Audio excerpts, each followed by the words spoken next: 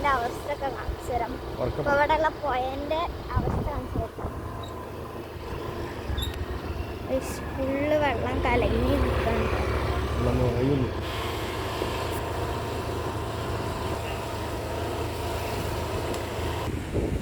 കടൽക്ഷോഭം തുടങ്ങി കണ്ടോ, ഫുള്ള് കലങ്ങി വെള്ളമൊക്കെ നമ്മൾ ഈ സൈഡിലേക്ക് വന്നിട്ട് ഇങ്ങോട്ട് അടിച്ച്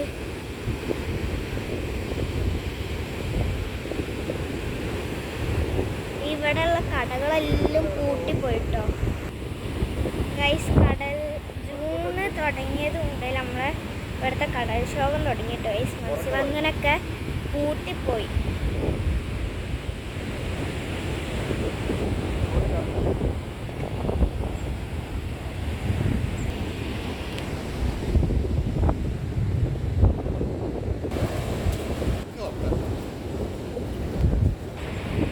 ഗൈസ് ഇതാണ് ഇവിടുത്തെ പുഴേൻ്റെ അവസ്ഥ.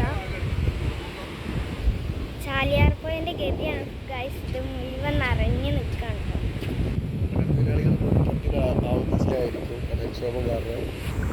ഗൈസ് നമ്മളിവിടെ വിശ്രമിക്കാനിരിക്കുന്ന മണലിലൊക്കെ കടലിൽ വെള്ളം കയറി എല്ലാം കൊണ്ടുപോയി. ഇനി 6 മാസത്തിന് ശേഷമാണ് ഇതൊക്കെ റെഡിയായി വരില്ല കേട്ടോ.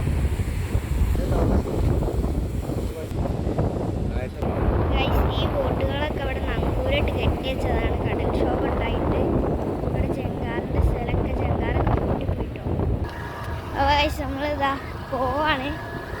അപ്പോൾ ഇന്നത്തെ വീഡിയോ അത്രേ ഉള്ളൂ. അപ്പോൾ എൻ്റെ വീഡിയോ കണ്ടു കഴിഞ്ഞാൽ ലൈക്ക് ചെയ്യുക, സബ്സ്ക്രൈബ് ചെയ്യുക, ഷെയർ ചെയ്യുക, കമൻറ്റ് ചെയ്യുക. Bye bye.